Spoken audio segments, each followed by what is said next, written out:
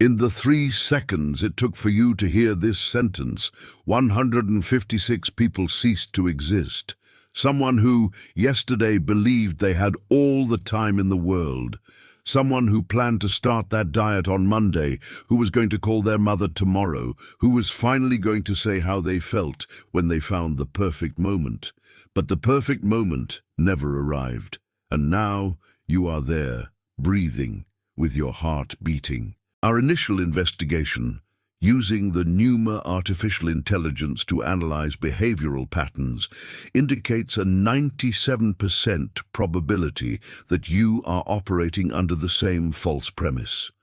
That with you, it will be different. That you have plenty of time. That there will be a tomorrow to start truly living. To understand the flaw in this reasoning, we initiated a project. The objective was clear: to quantify human life, not in years, but in its most basic and perceptible unit, the day. For this task, we fed the advanced artificial intelligence Numa with demographic and biological data from millions of individuals. The result is a number that seems large, but is brutally finite. The average person, under ideal conditions, lives about 30,000 days, that is all. Most people refuse to do the rest of the math. If you are 30 years old, you have already consumed 11,000 of those days. There are 19,000 left. Seems like a lot, doesn't it? But those 19,000 days are only 52 years. And the biological analysis that Numa processed is relentless. The last 20 years, or 7,300 days, will be physically limited. You probably won't have the same energy, the same health, or the same freedom to do everything you can do today. But the data shows a mistake worse than the lack of time. The problem isn't just that the days run out. It's that most people aren't really living while they pass. We identified a behavioral pattern we call the waiting room syndrome. People are constantly waiting for Friday, waiting for vacation, waiting for retirement, waiting for life to truly begin, while real life slips through their fingers day after day. This is an analysis of the only variable you cannot recover. Forget money or work. The only irrecoverable variable is time.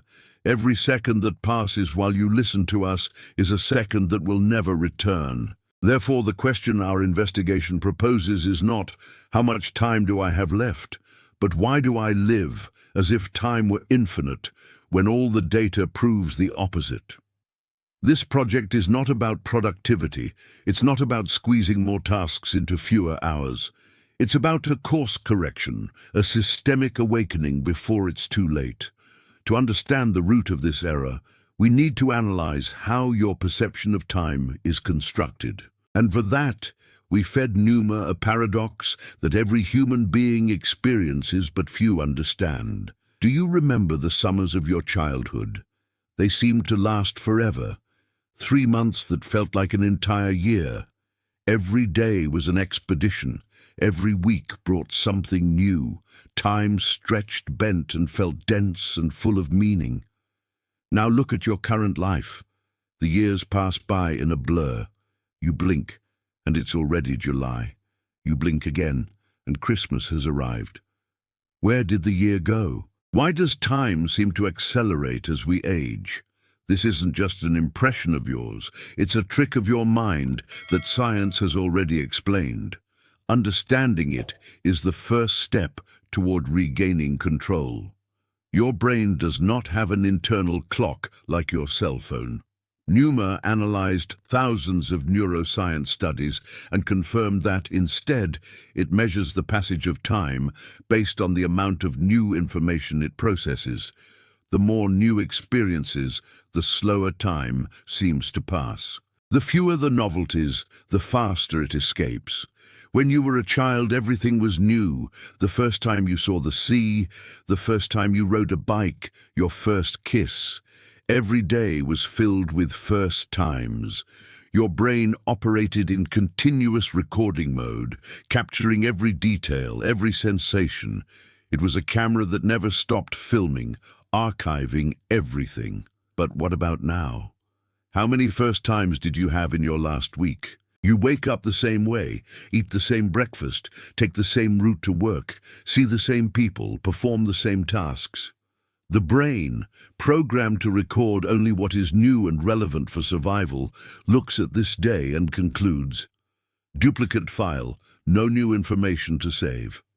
And it simply hits the skip button. Time didn't speed up. Your brain stopped paying attention. You are living on autopilot. And when you live like this, days are literally deleted from your long-term memory. It's as if they never existed. It's a terrifying thought. You can live an entire year and your brain compresses it into a few weeks of memories because nothing stood out, because you were asleep while your life passed by. It's a processing error that costs you your own history. The truth is uncomfortable. Your brain is actively erasing your life. But by identifying the root cause of this problem, Numa also found a solution. If the brain compresses time in the absence of novelty, then the key to stretching it again is to deliberately introduce new information. It is possible to hack this system. You can force time to dilate once more, and the necessary intervention doesn't require you to quit your job and sell your house. Small and calculated breaks in pattern are enough. To verify this hypothesis, Numa cross-referenced neuroscience data with activity diaries from thousands of individuals. The pattern was unmistakable. Change your route to work. Your brain, forced to process a new map, will pay attention. Eat something you've never tasted. A new flavor will create a new sensory memory. Talk to a stranger on public transit. Your brain will record this unexpected social interaction. Learn a new skill, even if it's tiny. Visit a neighborhood in your own city where you've never been. Each of these new experiences functions as what we call a temporal anchor. It's a moment your brain considers worthy of being recorded, a reference point that makes time feel longer, denser, more real. That's why vacations seem to last so long. It's not just because of the relaxation, it's because in a new environment your brain is in constant recording mode. New places, new foods, new people. That's why a week-long trip can create more lasting memories than an entire month of routine. The trap, therefore, is not time itself. It is repetition. It is living the same day over and over and calling it life.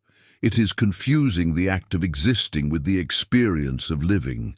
And this analysis goes even deeper when we investigate the architecture of human memory over an entire lifetime.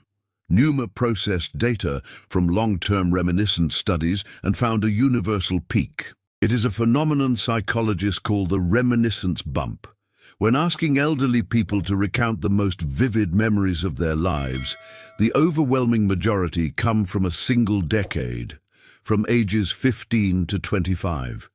Not because that time was objectively better or magical, but because it was the period with the highest density of first times. Think about it. High school, college, the first job, the first serious relationships, moving out of your parents' house, the first trips without supervision, the first major decisions. Everything was new. Every moment had weight and was recorded. After age 25, for most people, the curve of new memories plummets. The years begin to blend together. What did you do in 2019 or in 2017? For many, these years merge into a grey mass of similar days because nothing notable happened to anchor time. But the most important discovery of our analysis is that this is not a sentence. You can create new memory peaks at any age. You can make your 40s more memorable than your 20s. You just have to introduce novelty deliberately. It doesn't have to be something grand. Small novelties are enough. A book from a genre you never read. A conversation with someone from a completely different field than yours. Novelty doesn't need to be spectacular. It just needs to be new enough for your brain to say, this is different. I'm going to record this. And here Numa needs to clarify an apparent contradiction. Routines are not the enemy. Efficient routines, in fact, set you free. The problem arises when your entire life becomes a routine with no room for variation. Support routines, like sleeping at the same time, exercising regularly, or having consistent work habits, create a structure that frees up your mental energy for what truly matters. They are the stable foundation from which you can operate. The danger lies with people who have transformed every aspect of life into an immutable ritual. They eat the same thing, see the same people, and avoid anything that takes them out of their comfort zone. They have turned life into a predictable and safe cycle. These are the people who reach age 50 feeling like they were 30 just yesterday. They are the ones who don't know where the decades went. The balance, according to the data, is to have a structure of routines that sustain you, but leave windows open for the unexpected. It is the combination of discipline with adventure, of solid habits, with the flexibility to break them once in a while. Now that we understand how time is perceived, the investigation needs to move toward a more uncomfortable reality. Because time doesn't just pass. Time runs out. At this point, most prefer to close their eyes, but it is exactly this "I'll think about it later" attitude that constitutes the central flaw of the system. To confront the systemic flaw of "I'll think about it later," we developed a data visualization protocol. We called it the 90 Grid. The exercise is simple in its execution, but its results are profound.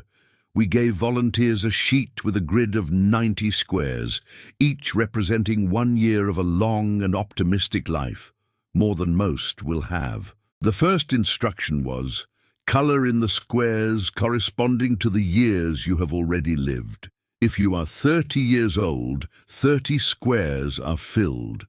What remains on the sheet is the cold visualization of your potential remaining time. 60 squares if you're lucky. 60 years that sound like an eternity, until you remember the speed at which the last 10 passed. 60 years are just 6 decades, 6 blocks of 10. Suddenly, the perspective shifts. But Numa took the analysis a step further, applying a relational filter. We asked participants to calculate the remaining squares they would share with their parents. If your parents are 60 and you see them twice a year, you might have 50 visits left. 50. That is the total number of opportunities to see them, hug them, to have those conversations you keep putting off. If you see them once a month, the number goes up to 300. It seems like more, but put it in perspective. 300 moments for the rest of an entire life. 300 encounters that, once exhausted, do not return. Suddenly, that Sunday lunch that seemed like an obligation becomes a precious resource. That call you've been postponing becomes urgent. This is not an exercise to generate sadness, but rather to force clarity. Why do we avoid this simple math? Why do we live in denial? To answer this, Numa analyzed a concept from evolutionary psychology called terror management theory. The theory postulates that humans are the only animals with full awareness of their own mortality. This knowledge is potentially so paralyzing that we developed complex defense mechanisms to avoid thinking about it. We build cultures, religions, and legacies. We create art, businesses, and families. Anything that gives us a sense of transcendence, that something of ours will continue. In our daily lives, we simply avoid the subject. We fill every moment of silence with noise, with work, with social media, so as not to hear the ticking of the clock. We live as if death were a theoretical event that only happens to others. The paradox is that those who accept the end live better. Data shows they make decisions more aligned with their values, appreciate the present more, and feel less regret. Stoic philosophers 2,000 years ago already understood this. They called it memento mori. Remember that you will die, not as a depressing thought, but as the ultimate tool for clarity. When you use finitude as a filter, you suddenly know what matters and what doesn't. Trivial arguments lose their weight. The fear of failure seems smaller than the regret of not having tried.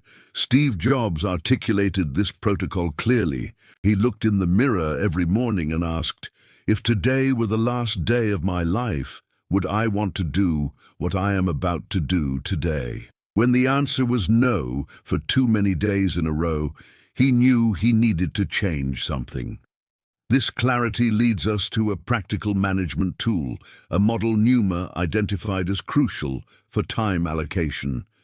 It is the matrix attributed to Eisenhower, which divides all tasks. There are real crises that are on fire right now, those that need to be resolved. There are distractions that just make noise and scream for attention, but add no real value. And there is the fertile ground where life happens. What is important, but not urgent. Finally, there are pure distractions, which are neither urgent nor important. The analysis of modern human behavior is clear. Most people live putting out fires and reacting to others' demands. And the fertile ground, where life is truly built, is always left for later. Exercising is important, but it's not urgent. Nothing happens if you don't go today. Until 5 years later, a health problem arises. Spending quality time with your family is important, but it's not urgent. There is always work to finish until your children grow up and you realize you missed their childhood. Working on that personal project of yours is important, but it's not urgent. It can wait until tomorrow, until you are 70 years old and you wonder what would have happened if you had started. The urgent screams, the important whispers. And in a noisy world, the whispers get lost. That is why you need to actively protect your time for what is important. But even if you know what is important, there is a modern thief stealing your ability to act. Even with a clear map of what matters, our investigation identified a thief that operates at a more fundamental level. It doesn't steal your time directly. It steals the resource that makes time useful, your attention. You can have all the time in the world, but if your attention is fragmented, that time has no value at all. It's like having a fuel tank full of holes. No matter how much gas you put in, it simply leaks out. We live in the age of the distraction economy. To understand its impact, we analyze the architecture of modern digital platforms and their effect on the human brain. The conclusion is that your phone is not a neutral tool. It was designed by the world's most brilliant engineers with one single goal: to capture and monetize your attention. Every app, every notification is a weapon in a silent war for your mind, and they are extremely efficient. They studied neuroscience and human behavior to know exactly which triggers to pull. And every time you yield to a distraction, the cost is much higher than the few seconds it takes to look at the screen. Studies on productivity and workflow quantify this cost. After a single interruption, it takes your brain an average of 23 minutes to return to the same level of concentration as before. 23 minutes. That notification you checked in 3 seconds actually cost nearly half an hour of your most valuable cognitive resource. Multiply this by dozens of daily distractions, and the diagnosis becomes clear. You don't feel like you don't have time, you feel like your time is broken into useless pieces. The solution to this problem is not more willpower. Willpower is a limited biological resource that depletes throughout the day. Relying on it to fight a system designed to defeat it is a strategy doomed to failure. The solution is design. You need to design your environment so that distraction is not the easiest option, Put your phone in another room when you need to concentrate. Disable all non-essential notifications. Use apps that block access to social media during your work blocks. Do not depend on your discipline in the moment of temptation. Instead, create an environment where the correct decision is almost automatic. But focus is not just about avoiding the bad.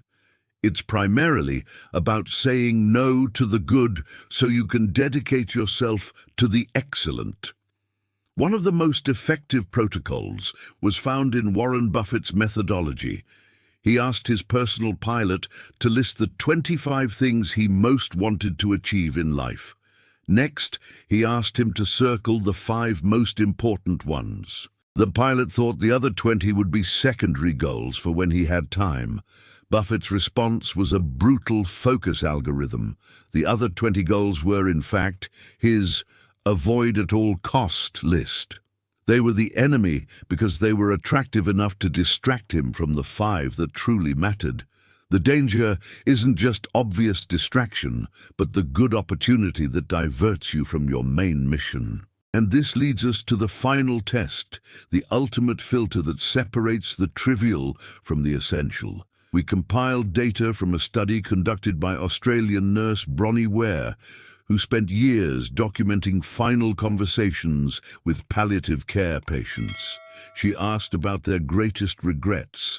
The data collected, coming from people who knew their time had run out, is the most honest report on what truly matters, and the patterns repeated with an impressive statistical consistency. Many wished they had had the courage to live a life true to themselves, not the life others expected. Men specifically regretted overworking, realizing they had traded their children's childhoods and time with their partners for a career that, in the end, felt empty. Many wished they had had the courage to express their feelings. Others missed having stayed in touch with friends, and a constant pattern was the wish that they had let themselves be happier. No one in hundreds of interviews said they regretted not spending more time at the office, earning more money, or buying a better car. The final analysis of all this data pointed in a single direction. In the end, the accounting of life is not measured in individual achievements, but in the quality of the connections we build. This forced us to investigate the most critical component for a well-lived life. If the greatest regret is not about things, it can only be about people. This forced us to focus our investigation on a single factor: relationships. To discover their real importance, we fed Numa the data from the longest and most comprehensive research project on adult life ever conducted, the Harvard Study of Adult Development. Started in 1938, it tracked the lives of hundreds of men for over 80 years, measuring everything: health, professional success, habits, and, crucially, the quality of their social bonds. After 8 decades of data, the conclusion was surprisingly simple and powerful. The factor that best predicts a long, healthy, and happy life is not money, not fame, not even genetics.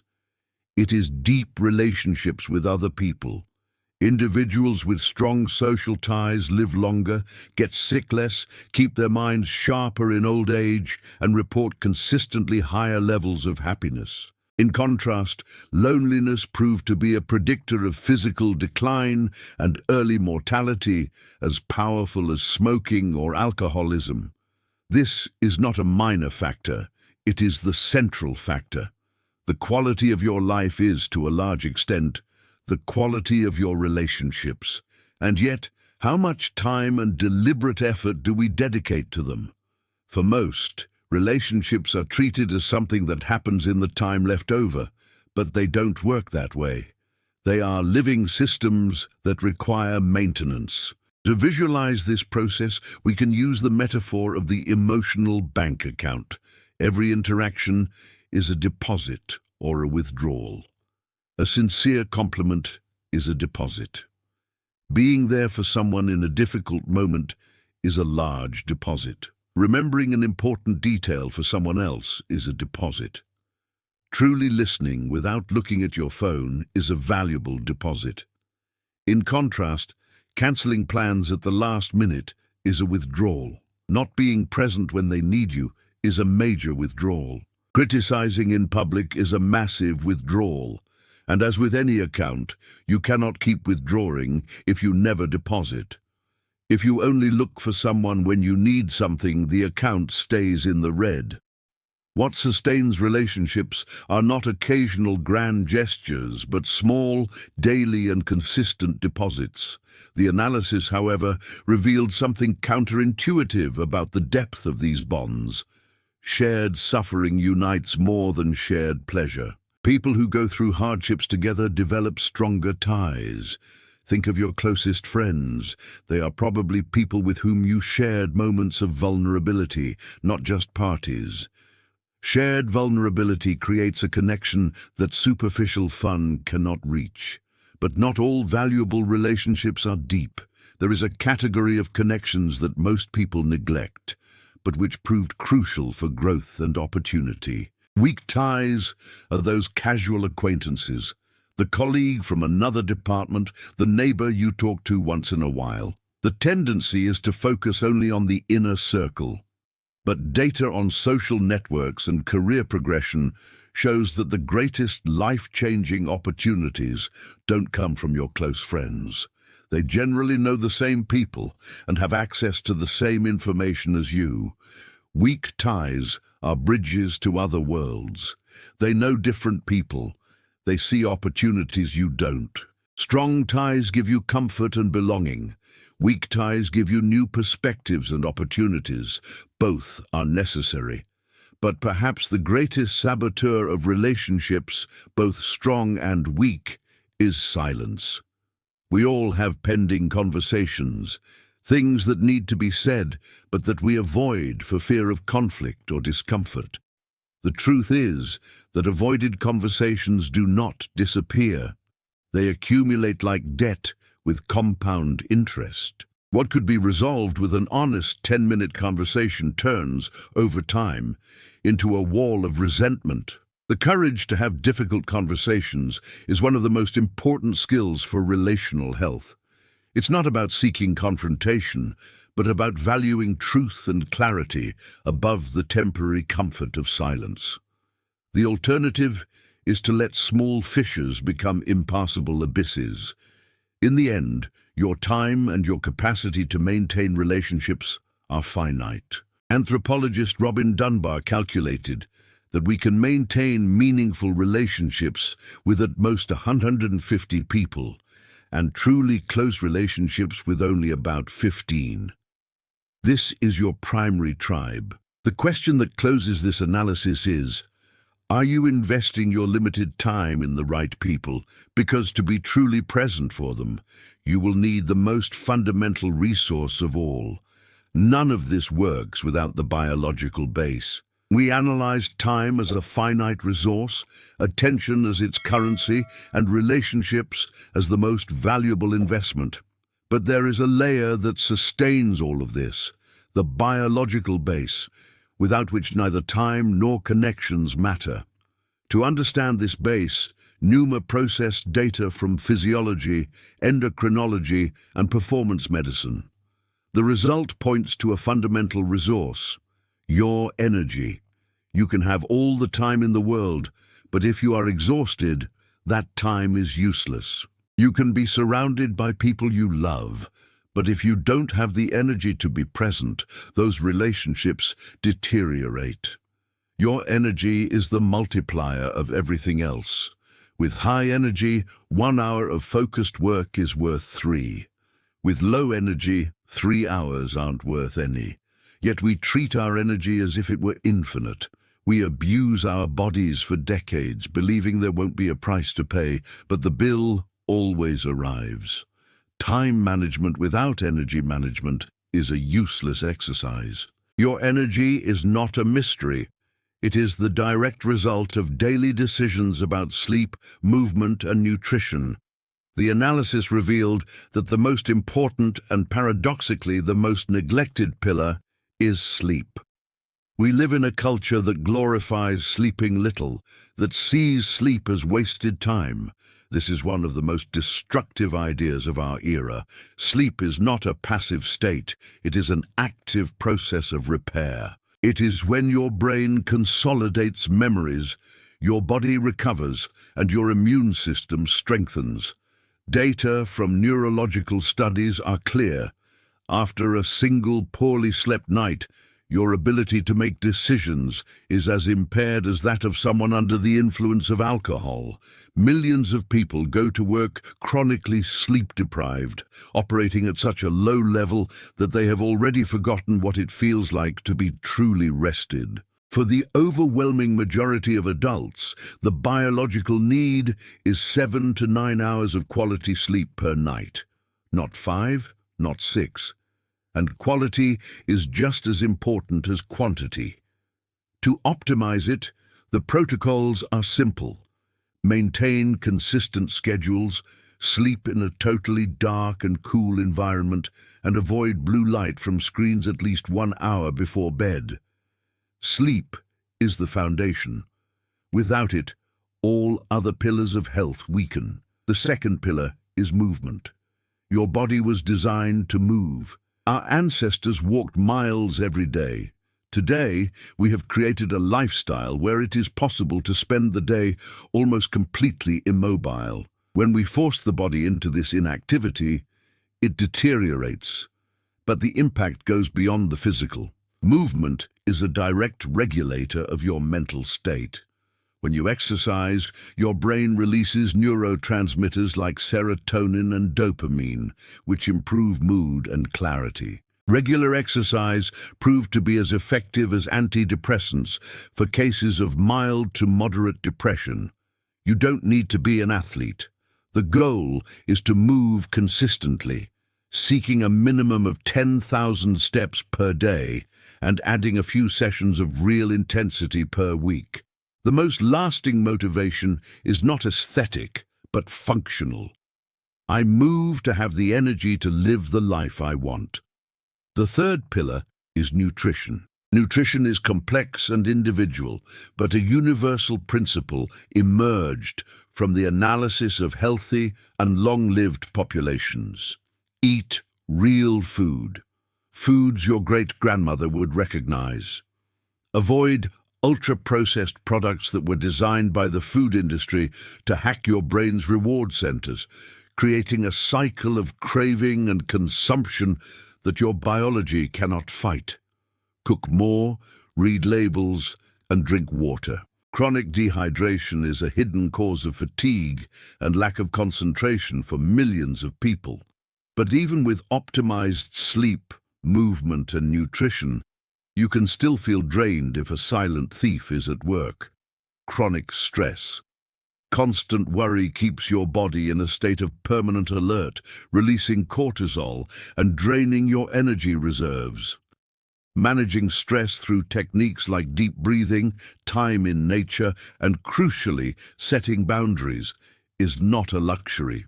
It is a biological necessity. In the end, energy and health are the means, not the end. They are the resources that allow you to have quality time, build deep relationships, and live a full life. Taking care of your body is not vanity. It is the responsibility of maintaining the only vehicle you have to cross this 30,000-day journey. With time, relationships, and energy mapped out, only the most important question of all remains, the one that gives direction to everything else. We map time, attention, relationships, and energy, but all of these are resources, and resources on their own have no direction. The question that closes our investigation is the most fundamental of all. For what? What do you want more time, more connections, more vitality for? The absence of an answer to this question is the final flaw that leads to a life of emptiness. No matter how optimized it is, you need a purpose. Most people get stuck exactly at this point. The word purpose sounds big, intimidating, like something that requires a mystical revelation. But our analysis of thousands of full and meaningful lives revealed something different. Purpose is not something you discover in a moment of enlightenment. It is something you build day after day through action, and it doesn't need to be grand. You don't need to save the world. Purpose can be raising your children well. It can be doing your job with excellence. It can be helping people in your community. It can be creating something that didn't exist before. What matters is not the scale, but that it exists and gives direction to your energy. To help find this direction, the Japanese have a compass for it. They call it Ikigai. It is found at the intersection of 4 areas: what you love, what you are good at, what the world needs, and what you can be paid for. The point where these 4 circles overlap is where work becomes meaningful and sustainable. But even with this map, final clarity doesn't come from reflection but from action. You won't find your purpose sitting on the couch. You will find it by testing things, experimenting, failing, learning, and adjusting the course. Action precedes clarity, and the main barrier to action is fear. Fear of failing, fear of what others will think, fear of not being good enough. Fear disguises itself as rational excuses. It's not the right time yet. I need to research more. But underneath it all is fear, and the only way to overcome it is by acting despite it. Courage is not the absence of fear. It is the decision that something is more important than fear. To beat inertia, the solution is to make the first step ridiculously small. Want to write a book? Sit down and write a single sentence. Want to start a business? Take a step, like registering an internet domain or talking to a potential client. Want to change careers? Take a step, like updating your professional profile or reading an article about the field. The key is to do something, however small, today, not tomorrow. Today. Every day you postpone strengthens the habit of postponing. Every day you act strengthens the habit of acting. Motivation does not precede action, it is the result of action. Start, and the motivation will come. And what separates those who achieve their goals from those who only dream of them is consistency. Doing something once is easy. The hard part is to keep doing it day after day when no one is watching and the results are not yet visible. Consistency is the compound interest of effort. Now you understand the mathematics of 30,000 days. We showed how the brain compresses time in routine and how novelty expands it. We revealed that death is the most powerful filter for defining what is important. We saw that attention is your most valuable currency and that relationships are your best investment. We mapped energy as the fuel for all this, but none of it has value if it remains just information. The final trap that captures most people is thinking there is still time, that tomorrow will be a good day to start. But tomorrow is an illusion. The only time you truly possess is now. Whatever you want to do, start today. Take an imperfect, small, scary step, but take a step. That conversation you've been avoiding, have it today. That project you dream of, take the first step today. That habit you know you need to change it today. The hours turn into days, the days into weeks, the weeks into months, and the months into a life. And that life is built by what you do, not by what you plan to do. 30,000 days. You have already spent many, you don't know how many remain. There could be thousands, there could be hundreds, it could be just this one. The only day you are guaranteed is today, this moment, now. What are you going to do with it? If you enjoyed this investigation, your subscription to the channel and any donation value help us expand the Pneuma project. We would love to read your reflection on the video's subject in the comments and your suggestion for the next topic to be covered. Tell us which city you are watching from. Thank you for your company until the end. M.